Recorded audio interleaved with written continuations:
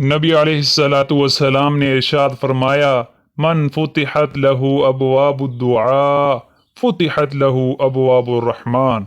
जिस पर अल्लाह ताला दुआ मांगने का रास्ता खोल दे, उस पर अल्लाह की तरफ से रहमत के दरवाजे खुल जाते हैं।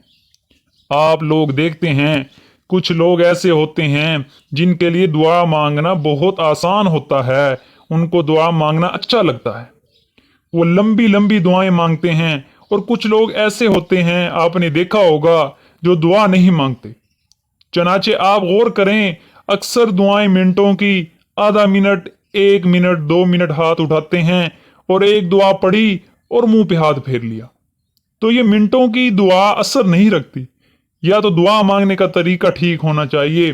तो फरमाया, जिस पर अल्लाह दुआ के रास्ते खोल दे, उस पर अल्लाह की रहमत का दरवाजा खुल जाता है।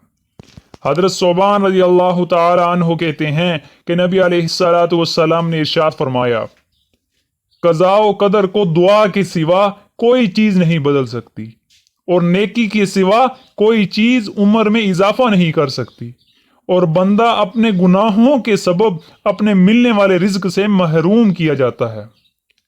यानी अल्लाह ताला तो रिज्क देना चाहते हैं, लेकिन हमारे ये गुनाह रिज्क के लिए रुकावट बन जाते हैं।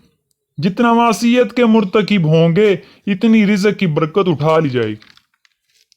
सब कुछ होने के बावजूद भी परेशान है। इसलिए तो फरमाया, वमन अअरज़ अन ज़िक्री फ़इन्न लहू मईशतन ज़नका। जो हमारी याद से आंख चुराए, हम उसके रिज्क को तंग कर देंगे। हैं करोड़पति, कारखाना भी है, एक कंटेनर इधर फंस गया, दूसरा उधर। पेमेंट देने वाले पेमेंट नहीं देते, मांगने वाले तंग कर रहे हैं।